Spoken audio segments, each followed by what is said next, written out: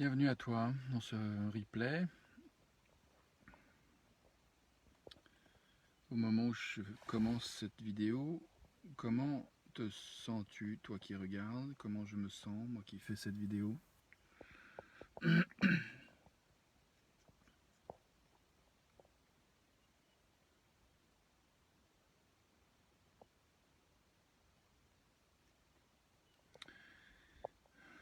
Je vois que des fois c'est pas facile de faire de la place à ce qu'on ressent, trouver des mots pour l'exprimer.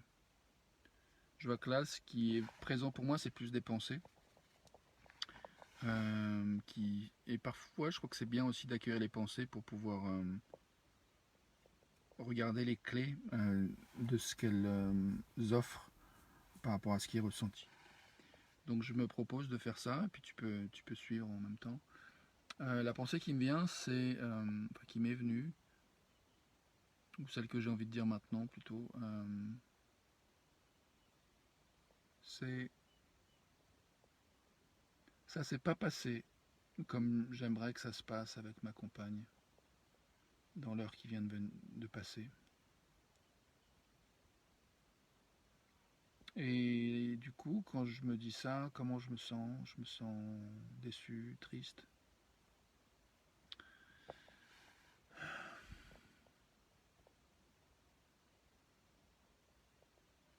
Et je prends conscience d'une chose. Je prends conscience qu'il y a une autre pensée qui est en fait que j'ai identifiée comme étant une prédiction négative. C'est-à-dire, la pensée a dit, quoi que je fasse, elle va pas réussir à m'entendre, quoi qu'il se passe, je vais pas réussir à l'entendre suffisamment, donc on va pas réussir à construire quelque chose de chouette, de doux, d'aimant, de bienveillant. Donc je vois que quand je suis dans cette projection-là, en fait, cette pensée-là, euh, je suis pas dans le présent. Et, si, et en plus, mon expérience, c'est que si j'interagis avec moi-même et avec l'autre, avec le monde, en étant connecté à ce que je projette dans le futur, j'ai toutes les chances de me comporter de manière cohérente avec ce que je projette.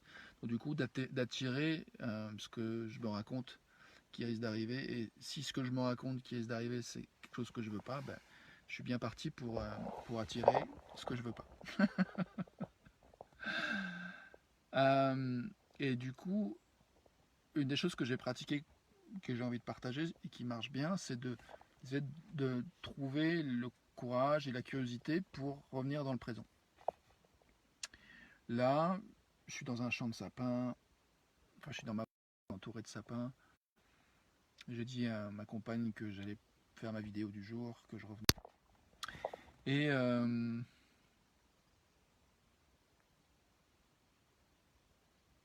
et je suis là, en train de faire cette vidéo. Et j'explore du coup ce qui est soutenant quand le dialogue semble impossible. Et je vois qu'une chose qui me vient, qui pourrait probablement m'aider à être curieux et courageux pour faire face au présent, euh, c'est de me rappeler que je peux créer ce que je veux. Je peux permettre ce que je veux. Je peux autoriser ce que je veux. Et ce que je veux, c'est de la tendresse, c'est de l'espace pour les émotions de toutes les parties impliquées dans le dialogue, en particulier avec ma chérie. Et quand il se passe des choses, qui sont dites des choses, qui semblent vraiment stimuler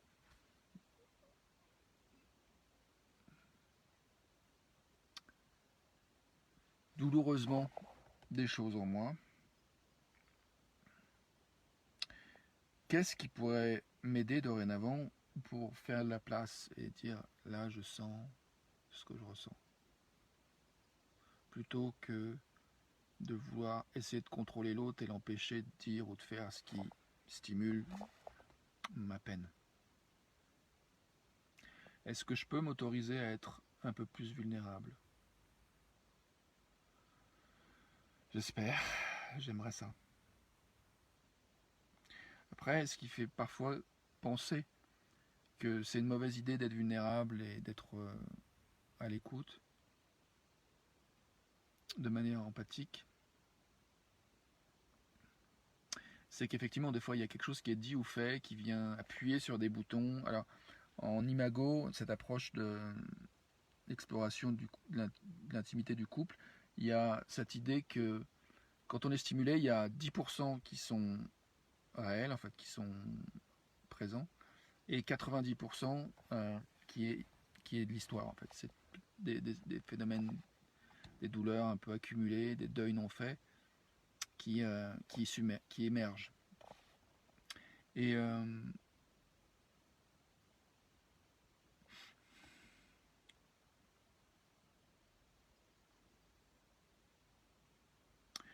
alors, je me demande en quoi ce que je viens de dire, c'est aidant. Je pense que c'est aidant dans le sens où ça prend la mesure de reconnaître que c'est vraiment difficile parfois de faire de l'espace pour ce qui est ressenti. Donc c'est une invitation à de la bienveillance et de la gentillesse envers soi-même quand on est touché, quand on est blessé, quand on est heurté. Euh, c'est vraiment dur. Et parfois, quand l'autre, le partenaire ou la personne avec qui on voudrait du dialogue et que ça se passe mal, ou en tout cas pas comme on veut, que c'est douloureux et qu'on a l'impression que ça va nulle part, ou que ça va vers du pire, qu'est-ce qui est aidant dans ces moments-là? Moi, je vois que j'ai envie de me focaliser sur cette situation dans laquelle je suis. Salut Frédéric, bienvenue à toi. Je suis en train d'explorer euh, où j'en suis dans la relation à ma compagne, enfin dans la relation à moi-même, dans la relation à ma compagne, en particulier par rapport à la dernière heure, à ce qui vient de se passer, plutôt même les dernières 24 heures, un peu plus. Euh, et du coup, je questionne qu'est-ce qui est aidant en fait quand le dialogue semble impossible. Alors, il y en a qui diraient te prends pas la tête, ça marche pas, casse-toi. Moi, je suis un peu tête de mule en fait, et je crois que quand ça marche pas, j'aime bien aller chercher. Mais c'est vrai que pour aller chercher, il faut avoir des ressources, il faut avoir le temps, l'énergie. Donc la question qui se pose maintenant, c'est est-ce que j'ai le temps, est-ce que j'ai l'énergie en fait, ou plutôt quel temps j'ai. Enfin, j'ai une fin de la journée encore, j'ai envie d'avancer sur les travaux avec ma compagne, j'ai envie que ça se passe bien. Peut-être que c'est pas possible de à la fois parler et faire les travaux en même temps. Peut-être que se concentrer sur les travaux et puis de se parler un peu plus tard, ça pourrait être pas mal. C'est une option. Mais là, ce que je veux proposer pour moi-même et pour toi qui regarde, c'est de vraiment questionner en fait. Quand le dialogue semble impossible, est-ce qu'il y a, il y a pas que l'option de se casser, hein, il y a l'option de se taire, de se dire allez, je renonce à dire ce qui est important pour moi. Ça marche pas terrible en général pour moi ça. Quelles sont les autres options? Qu'est-ce que tu vois si tu as des idées? Et Frédéric, bienvenue, ou qui que ce soit qui regarde, peut mettre en commentaire même si cette vidéo est pas en direct.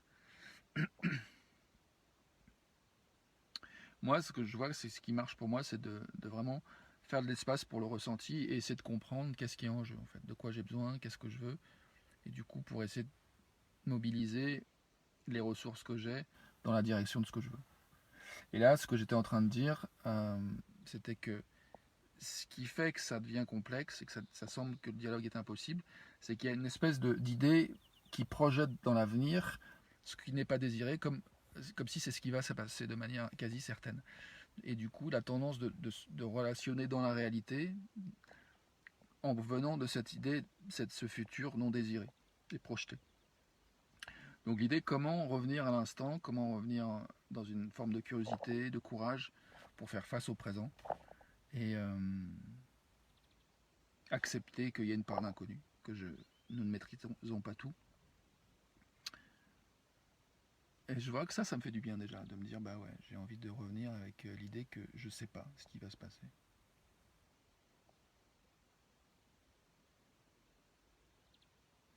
Et du coup, est-ce que ça suffit pour m'aider à être curieux et courageux pour faire face au présent? Ouais, je crois qu'il y a quelque chose qui s'est posé en fait pour moi. J'ai de la curiosité, j'ai envie d'aller voir.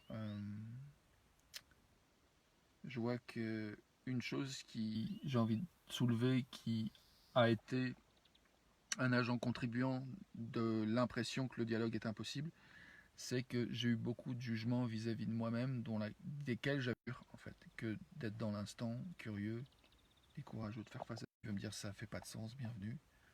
Euh,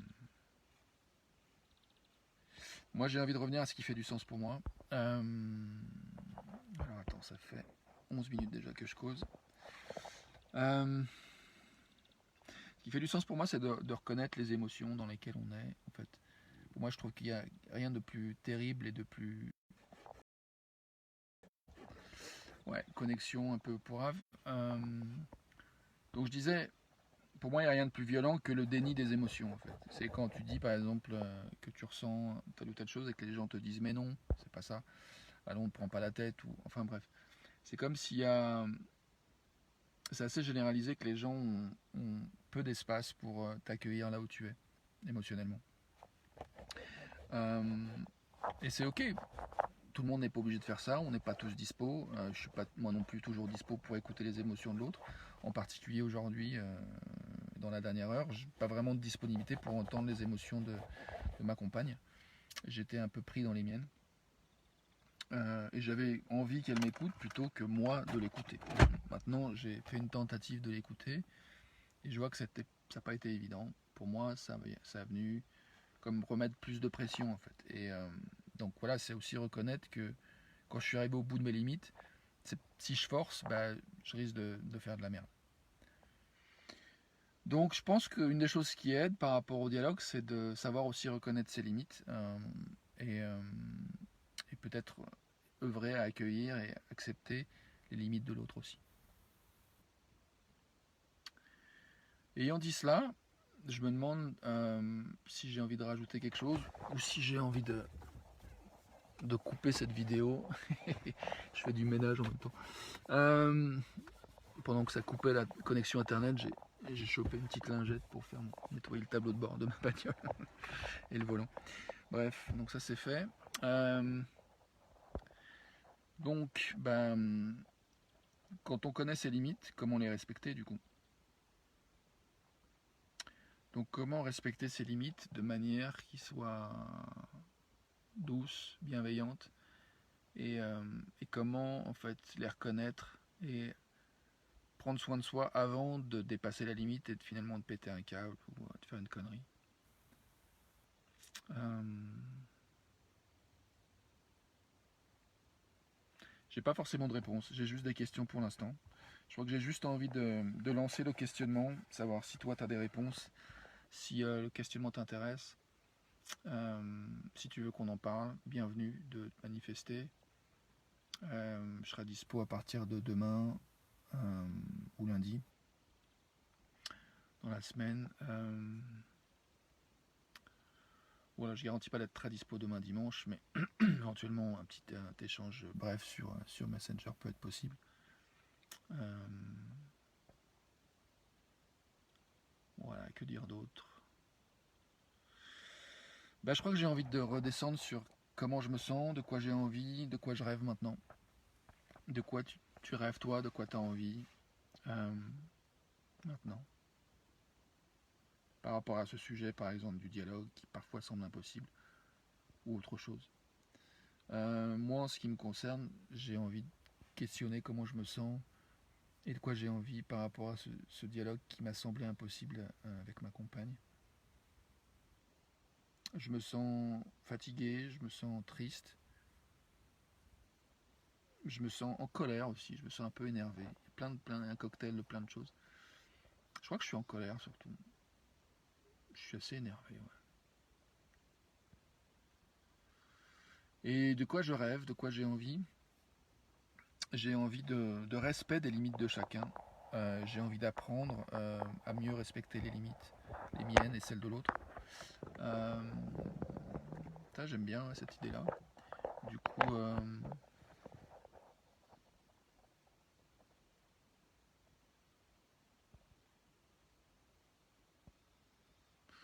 je vois que la meilleure manière de faire ça, c'est d'aller avec curiosité et courage faire face au présent, c'est-à-dire maintenant.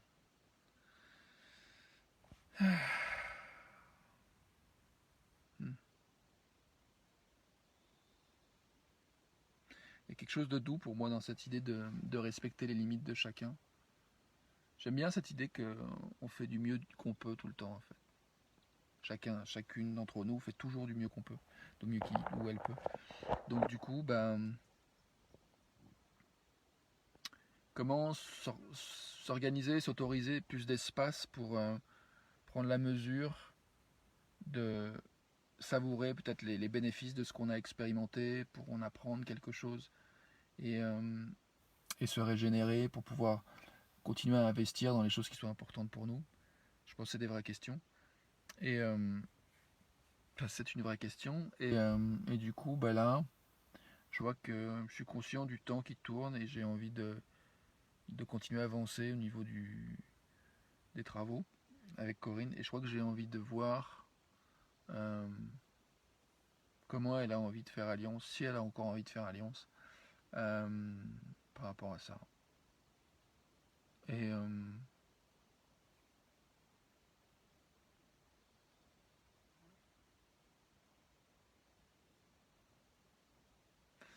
voilà, je vois que je touche à un endroit où, quand je pense à ça, j'ai un peu peur, en fait. Et j'ai un ami qui me disait que la peur, c'est souvent quelque chose qu'on projette, sauf s'il y a un réel danger. Là, je pense pas qu'il y a un réel danger, en fait. Donc c'est certainement une pensée, quelque chose que je projette, une projection encore négative du futur. Et la projection que je viens d'avoir encore une fois, c'était un truc du style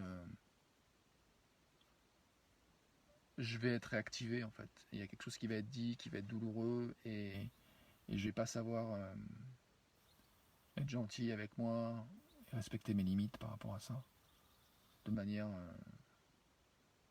qui soit en harmonie avec mes valeurs. Et du coup, je me vois que c'est vachement important d'avoir des espaces pour réfléchir à comment on a envie de répondre aux conflits, de manière qui soit adaptée à nos valeurs. Je me rends compte que avec ma compagne, on a essayé de construire un système restauratif, donc vraiment de conscientiser qu'est-ce qu'on faisait qui marchait, qu'est-ce qu'on faisait qui marchait moins bien, qu'est-ce qu'on aimerait faire en réponse aux conflits qu'on pourrait avoir entre nous. Et là, je me rends compte que c'est vraiment plus que d'actualité, quoi. Comment on aurait envie de réagir, Corinne et moi, par rapport à cette situation? Qu'est-ce qu'on aurait envie de faire? Qu'est-ce qui marche? Et moi, qu'est-ce qui marche dans ces situations? Qu'est-ce que j'ai envie de faire? J'aime bien cette question-là. Ça marche d'être venu faire cette vidéo, de trouver cet espace. Ça me soutient, ça me permet de redescendre, d'avoir un petit peu plus de compréhension sur ce qui s'est passé pour moi. Et après, je peux toujours continuer à faire des expériences et me dire que voilà, j'ai pas besoin d'être parfait, j'ai pas besoin de savoir ce que je ne sais pas. C'est ok de pas savoir quoi faire en fait. Donc j'aime bien la définition du dialogue qui dit que c'est une conversation entre deux personnes égales dont on ne connaît pas l'issue. Donc je crois que dès que je projette quelque chose qui va arriver, quelque part je suis plus dans le dialogue parce que j'ai l'impression que ce qui va arriver, je le sais. Et donc tout le travail c'est d'arriver à peut-être accepter que je ne sais pas quoi faire et je ne sais pas ce qui va se passer. Et sur ce, je te laisse méditer si tu le veux ou faire autre chose. Belle soirée, bon week-end, belle journée, belle continuation de vie en tout cas. Merci de ta présence, ça me soutient beaucoup. Et puis, bah, à demain si tu veux.